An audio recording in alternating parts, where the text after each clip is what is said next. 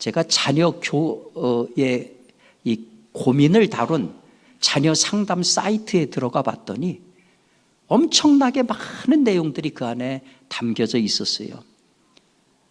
10대인 두 아들을 둔 가장은 파김치가 돼가지고 회사에서 돌아오면은 아이들이 TV를 보고 있다가 거실에서 아버지 들어오면은 그냥 하는 둥 마는 둥 고개 푹 숙였다가 바로 지들 방으로 쏜살같이 돌아가 버리고 문을 쾅 닫아버린대요. 그리고는 그로부터 이제 무건 수행으로 들어가는 거지요. 바퀴벌레 같다고 그래요. 그러니까 불이 환하게 켜지면 순식간에 쫙 흩어지는 바퀴벌레처럼 아빠가 밖에서 부지런히 일하고 파김치가 돼서 돌아오는데 아빠가 문을 여는 순간 바퀴벌레처럼 팍 없어져 버린다는 거죠. 아들과 아내를 미국으로 유학 보낸 기러기 아빠가 10년을 살았어요. 모처럼 시간을 내가지고 이제 미국으로 건너갔는데 10년 만에 보는 아들의 표정이 아빠를 대하는 것이 마치 돈 대주는 아저씨 대하는 것 같더라는 거예요. 그런 생경함과 서먹함과 거리감이 느껴지더라는 거예요. 더더군다나 거기서 충격적인 것은 아내에게 다른 사람이 생겼다는 거예요. 왜 아내가 10년 동안 방학 때 들어올 만도 한데 그렇게 돌아오지 않았나 궁금하고 의심도 갔는데 그게 밝혀진 거죠. 너무너무 무거운 마음을 가지고 돌아와서 추운 겨울날 술 한잔 걸치고 2층 빌라로 올라가던 계단에서 잘못 발을 디뎌서 굴러 떨어져서 뇌진탕으로 사망하고 말았습니다.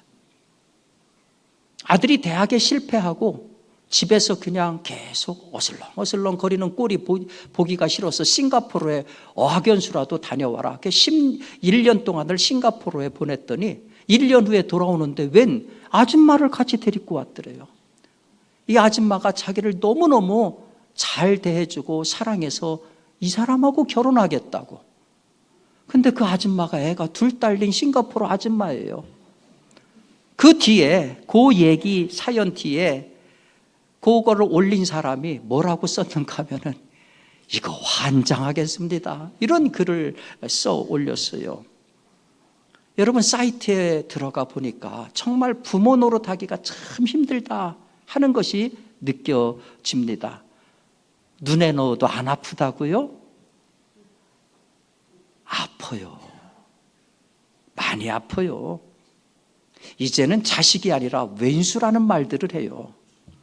어디론가 좀 멀리 떠나보내고 싶다라고도 얘기를 합니다. 이제 나이 든 어르신들은 그런 말씀을 하실 거예요. 아, 우리 시대는 안 그랬는데 요즘 애들은 정말 별난 것 같아. 요즘 애들은 도대체 감당이 안 되는 것 같아. 말세긴 말세인가비요. 정말 그렇게 생각하세요? 이 얘기를 한번 들어보세요. 어디 갔다 왔니? 아무 데도 안 갔다 왔습니다. 도대체 왜 학교 안 가고 빈둥거리고 있니? 제발 철 좀 들어라. 왜 그렇게 버릇이 없니? 왜 수업 끝나면 집으로 오지 않고 밖을 배회하니? 도대체 왜 글 공부를 하지 않는 것이냐? 글을 알아야만 지식을 받고 전해줄 수 있는 것 아니냐? 많이 들어본 얘기지요. 놀라운 것은 이 얘기가 언제적 얘기냐 하면요. 주전 1700년 사진에 보시는 저 수메르 점토판에 찍힌 내용이에요. 주전 1700년에 주전 400년경 우리가 익히 들어본 소크라테스가 그런 얘기를 했어요. 요즘 아이들은 버릇이 없다. 부모에게 대들고 음식도 개걸스럽게 먹고 스승에게도 대든다. 미래가 암담하다. 주전 4세기경에 한 얘기입니다. 소크라테스가. 중세시대에 들어서 1411년 여름에 사제였던 알바로스 펠라기우스라고 하는 사람이 글 하나를 썼는데 글의 제목이 뭐냐면 대학생들에 대한 개탄입니다. 이 대학생들이 볼리오나 대학의 대학생들을 의미하거든요. 그들은 주일에는 성당에 가서 미사를 드리는 대신 친구들과 마을을 쏘다니거나 집에 틀어박혀 빈둥거리며 기껏 펜을 든다는 게 연애 편지나 끄적인다. 만약 성당에 가게 되면 하나님에 대한 신앙심으로 가는 게 아니라 여자애들 꼬시러 또는 잡담이나 나누려고 간다. 그들은 부모님이나 교단으로부터 받은 학자금을 술집과 파티와 놀이에 흥청망청 써버리며 그렇게 결국 집에 지식도 도덕도 돈도 없이 들어간다. 1311년 여름에 쓴 글입니다. 여러분, 이 얘기는 뭘 얘기하는 겁니까? 자식이 왼수처럼 느껴지는 그러한 경험이 오늘의 얘기가 아니에요. 태고적부터 있었다는 얘기입니다. 우리만의 얘기가 아니고, 그리고 동서양도 다르지가 않아요. 제가 예를 든 것이 다 어떻게 하다 보니까 서양의 예가 들었는데, 그럼 동양은 괜찮냐? 지금 덜 떨어진 젊은 녀석이 있어. 부모가 화를 내도 고치지 않고, 동네 사람들이 욕해도 움직이지 않고, 스승이 가르쳐도 변할 줄을 모른다. 이처럼 부모 사랑, 동네 사람들의 행실, 스승의 지혜라는 세 가지 도움이 더해져도 끝내 미동도 하지 않아 그 정강이에 난 한 가닥 털조차도 바뀌어지지 않는 것이다. 이 얘기가 어디 나오는 얘기냐면 한비자의 오두편에 나오는 얘기입니다. 여러분, 한비자가 어느 때 사람입니까? BC 3세기 춘추 전국시대 사람입니다. 그러니까 동양이나 서양이나 똑같아요. 자식이 왼수처럼 느껴지는 것은 태고적부터 계속 있어 왔던 얘기입니다. 흥미있는 것은 이게 일리가 있더라고요. 제가 와일드 후드라고 하는 책을 읽었는데요. 저 책의 내용이 뭐냐면은 인간이고 동물이고 생물이고 모든 살아있는 존재는 새끼에서 어른이 되는 그 중간 과정에 동일한 경험을 한다는 거예요. 그 동일한 경험이 뭐냐? 질풍노도의 시기를 거친다는 거예요. 사춘기를 거친다는 거예요. 중2 때 병을 다 앓는다는 거예요. 예를 들어서 초파리, 파리잖아요. 파리. 이게 살면 얼마나 살겠어요. 근데 초파리에도 반항기가 있대요. 예, 그게 짧기는 한데 반항기가 있대요. 원숭이 있죠. 동물원에 가면 원숭이. 요 청소년기에 해당하는 원숭이들은 지긋지긋 말 안 듣는데요. 포획자들이 노리고 있어도 그 부모 원숭이들이 가지 말라고 그래도 거기 쭈삐쭈삐 간대요. 말 그렇게 안 듣는데요. 주변에 직접 싸움질 걸어대고 부모가 아무리 얘기해도 듣지 않는다고 그래요. 그린랜드 상어는 대략 400에서 500년을 사는데 사춘기가 언제 오느냐 하면 150살에 온대요. 그래서 사춘기가 50년 동안 지속이 된답니다. 그 책은 소위 사춘기에 공통으로 겪게 되는 이 경험을 와일드 후드 이렇게 명명을 했어요. 그러니까 사람이고 동물이고 모든 살아있는 생물들이 다 어린이에서 어른으로 되는 그 사이에 겪는 경험이 똑같은데 그게 우리가 등짝 후려치고 싶은 그 경험들을 한다는 거예요. 그러니까 혹시라도 자녀들이 꼴 사나워 가지고서 그저 등짝 한 대 때렸으면 좋겠다 그러한 경험을 하는 순간이면은 참으세요. 아, 얘가 지금 정상으로 크고 있는 거구나. 얘가 지금 어른이 되려고 하는 거구나. 참으세요. 물론 그 증상이 보통 심한 거 아니죠. 오죽하면 신경정신 전문의들과 심리학자들이 그러잖아요. 그 시기에 아이들은 그냥 남의 자식이라고 생각해라. 하숙생이라고 생각해라. 그렇게 권면할 정도입니다. 자, 말은 그런데 정작 내 자식이 저렇게 속을 썩인다. 그러면 하숙생 취급할 수 있어요? 내 자식이 속을 팍팍 긁어놓는다. 그러면은 남의 자식처럼 그렇게 무관심할 수가 있어요? 잠언 22장 6절에 그런 말씀이 있어요. 마땅히 행할 길을 아이에게 가르치라. 그리하면 늙어도 그것을 떠나지 아니하리라. 마땅히 행할 길을 어떻게 가르칩니까? 어떤 길을 가르칩니까? 오늘 에베소서 6장 4절을 이렇게 권면을 해요. 또 아비들아 너희 자녀를 노엽게 하지 말고 오직 주의 교훈과 훈계로 양육하라. 이게 세 가지가 나옵니다. 첫 번째, 노엽게 하지 말아라. 이 노엽게 하지 말라라고 하는 이 노엽게 하다라는 그 동사가 파로르기즈라고 하는 헬라어를 썼는데요. 노엽도록 책망하다 그런 뜻입니다. 그러니까 무슨 얘기냐면은 책망을 듣는 아이들이 안에서 부글부글 끓어오르는 거예요. 노기가 올라오는 거예요. 막 화가 나는 거예요. 이런 식으로 책망하지 말라는 거예요. 더더군다나 이 파르로 기조가 문법을 보니까 현재 명령형입니다. 무슨 뜻이냐면은 반복한다는 거예요. 그러니까 노엽도록 책망하는데 한 번으로 끝내는 게 아니라 수시로 반복해서 그런 책망을 한다는 거예요. 이렇게 되면은 그건 책망이 아니에요. 자녀들의 마음은 완전히 닫혀버리고 만다는 거죠. 설문조사 브레인월드가 했는데요. 19세 미만의 그 자녀를 둔 부모 1,774명을 대상으로 자녀 양육 시에 가장 어려운 점이 뭡니까? 물었는데 1위가 뭐냐 하면은 감정 조절. 68%. 이번에는 청소년들한테 물어봤어요. 가장 바라는 엄마 아빠 상이 뭐냐? 그랬더니 1위가 뭐냐? 감정 조절하는 부모님. 그러니까 자녀를 양육하다가 머리끝까지 화가 나더라도 첫 번째로 심호흡을 한번 하세요. 예, 숨을 크게 들이쉬고 가장 좋은 거는 그 자리를 10분에서 20분 좀 떠나세요. 그래서 내가 어떻게 하는 게 정말 아이에게 가장 귀하고 보람있는 훈육이 될 건가 한번 깊이 생각하세요. 쉽지 않지만 해야 됩니다.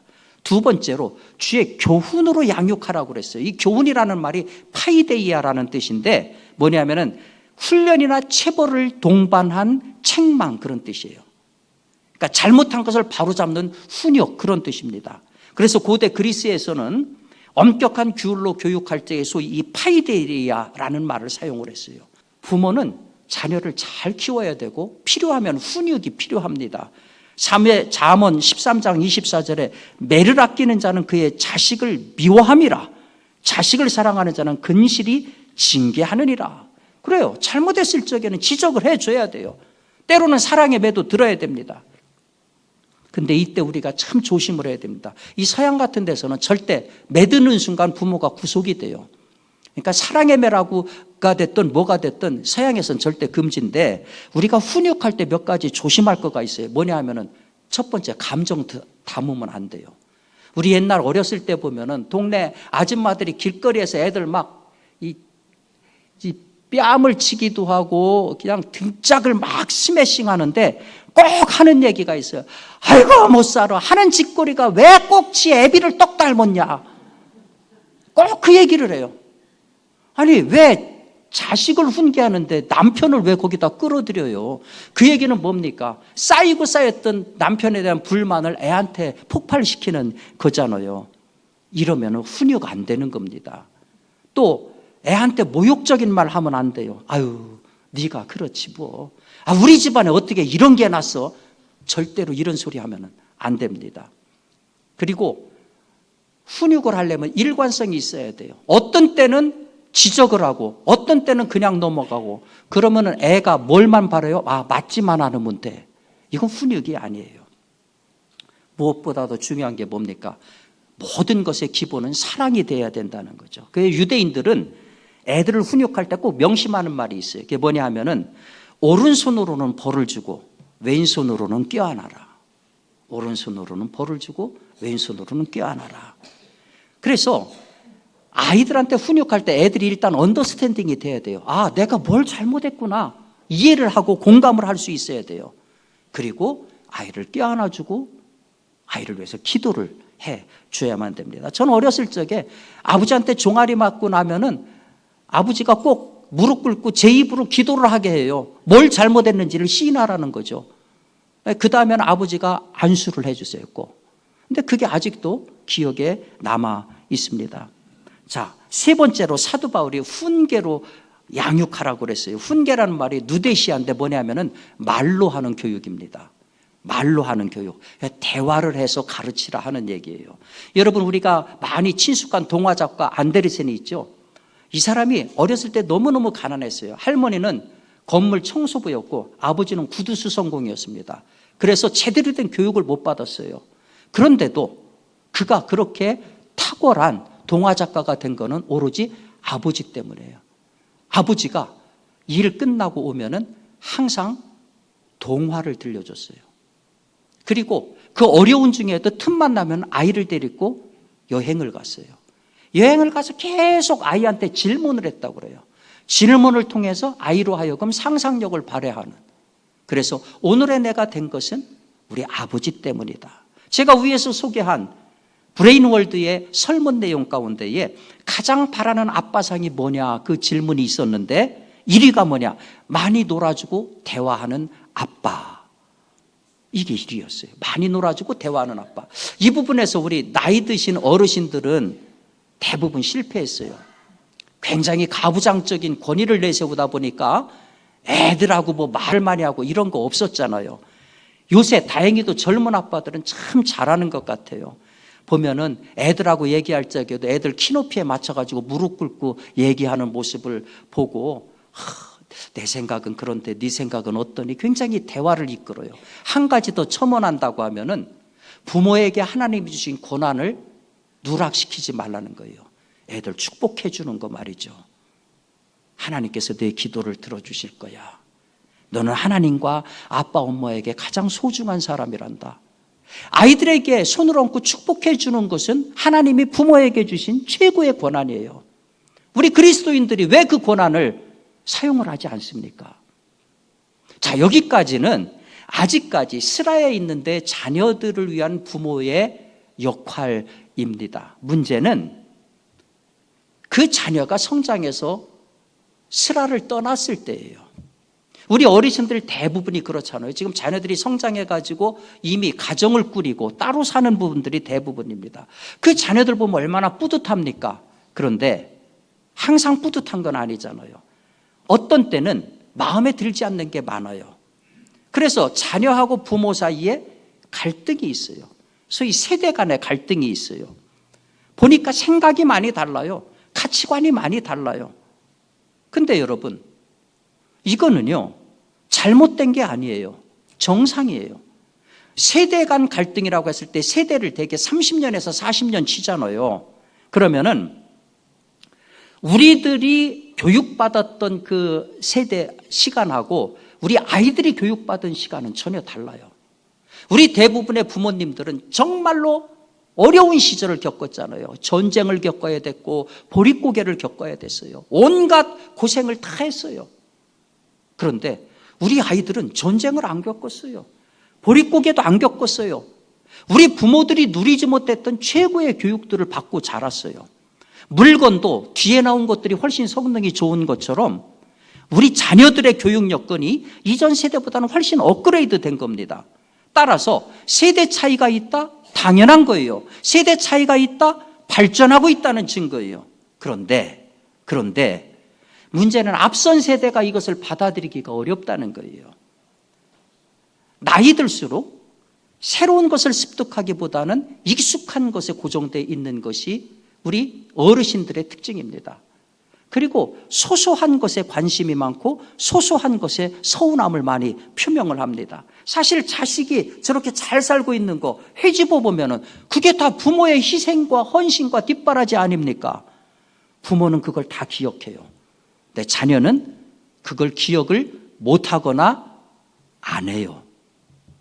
부모 입장에서 그러면 서운한 거죠. 아니 내가 해준 게 얼만데 쥐가 잘나서 다 된 줄 아네. 이제 저도 살만하니까 이제 부모한테 은혜 좀 갚아야지.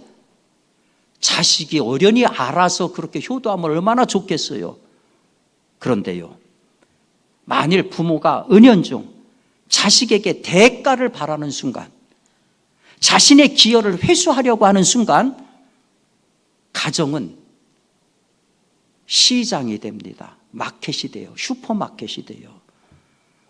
이때부터 가정은 교환 가치가 중시되는 거래의 장이 되고 말아요. 시장이 가정이 된다. 얼마나 비극입니까? 부모가 자식에게 채권자가 된다. 자식이 부모를 생각하면은 항상 나는 채무자야. 이렇게 생각한다면 이게 얼마나 부끄러운 가정입니까? 여러분 아브라함과 그 조카 롯의 관계를 아시지요? 이 부자 관계도 아니에요. 조카요 한 단계 비켜서 있는 관계예요. 그들이 베델에서 같이 살 적에 목자들 사이에 싸움이 일어났어요. 양은 많은데 목초지가 너무 좁으니까 그쪽에 아브라함이 뭐라고 얘기합니까? 우리는 한 친족이야. 네가 좌하면 내가 우하겠어. 네가 우하면 내가 좌하겠어. 아들이 아니에요. 조카인데도 불구하고 우선권을 다 양보를 하고 있지 않습니까? 부모 여러분, 현실적으로 보면은요, 자녀는 롯에 해당이 됩니다. 부모는 아브라함에 해당이 돼요. 딸이 출가하면은 기본적으로 AS 3년이잖아요. 그런데 딸, 아들 구별 없이 사실은 평생 AS 해줘야 됩니다. 24시간 무상 출장 가줘야 됩니다. 그러면서도 부모는 어때야 되냐? 자녀한테 해준 거 다 잊어버려야 돼요. 자식이 부모 생각할 때마다 아이고 채권자한테 빚 갚아야 되는데, 그런 부담감을 주는 부모라고 하면은 그게 어떻게 정상적인 부모고 어떻게 정상적인 가족이겠어요? 부모는 자식에게 언제든지 돌아올 수 있는 곳이어야 돼요. 어떤 실패에도 불구하고 파김치처럼 지친 몸을 내던질 수 있는 편한 침대여야 됩니다. 우리가 위험한데 계단 같은데 난간 설치하고 베란다에 난간 설치해요. 그러면 난간에 기대가지고 대화도 하고 차도 마시잖아요. 맞습니다. 부모는 자녀한테 난간, 마음의 지지대여야 돼요. 부모 있다고 천재지변 안 일어나는 거 아닙니다. 부모 있다고 예기치 못한 사고 다 막을 수 있는 것도 아니에요. 그런데 부모님이 계시기 때문에 마음속에 걱정과 불안을 떨쳐버릴 수가 있어요. 그러니까 자식이 최소한의 마음을 둘 곳, 그게 어디냐? 그게 바로 부모라고 하는 거죠. 사랑하는 성도 여러분, 나이가 어린 자식이든 나이가 든 자식이든 모든 자식에게 부모는 모델입니다. 꼭 닮고 싶은 모델, 죽어도 안 닮고 싶은 모델, 둘 중에 하나일 수밖에 없어요. 저는 항상 어린이 주일 때마다 이 예화를 듭니다. 우든 바울, 나무 그릇. 다 잊어버리셨죠? 한 가정에 할아버지를 모시고 사는 가정이 있었어요. 할아버지가 연로하셔가지고 병도 많이 드시고 그리고 수전증 때문에 항상 이렇게 떠세요. 그러니까 식사할 때마다 밥을 다 흘리고 그리고 때로는 그릇이 떨어져가지고 산산조각이 나기도 합니다. 어느 날 아들 내외가 이 할아버지한테 상을 따로 차려드립니다. 그리고 그릇을 전부 나무 그릇으로 바꿔드립니다. 더 이상 이제 그릇이 깨지는 일이 없어요. 그 모습을 손주가 봤어요. 어느 날 아버지가 외출하고 집에 들어왔는데 손주가 뭐를 열심히 하고 있는 거예요. 나무를 가지고 뭐를 하고 있는 거예요. 아들아, 뭐 하고 있니? 예, 아빠, 저 이거 나무 가지고 그릇 만들어요. 나무 그릇? 뭐 하려고? 아빠 늙으면 아빠 쓰셔야 되잖아요. 사랑하는 성도 여러분, 아직 자녀가 내 무릎 아래 있을 때에, 다시 말해서 내가 교육할 수 있는 위치에 있을 때에 오늘 말씀을 꼭 기억하기 바랍니다. 너희 자녀를 노엽게 하지 말고 오직 주의 교훈과 훈계로 양육하라. 부모는 이런 존재여야 됩니다. 자녀들 마음 힘들 때 든든한 지지대, 자녀들이 항상 평안을 찾을 수 있는 가장 안락한 마지막 마음 둘 곳. 하나님이 우리 인간을 위해서 서비스하는 분이잖아요. 우리 부모는 평생 자녀를 위해서 서비스하는 존재입니다. 그것이 우리의 기쁨이고 그것이 우리의 보람이고 그것이 부모가 된 이유입니다. 오늘 어린이 주일을 맞이해서 우리에게 자녀 주신 하나님 앞에 감사드릴 뿐만 아니라 내가 부모로서 우리 자녀에게 어떻게 해야 될 건가 깊이 생각하는 귀한 주일이 되기를 주의 이름으로 축복합니다.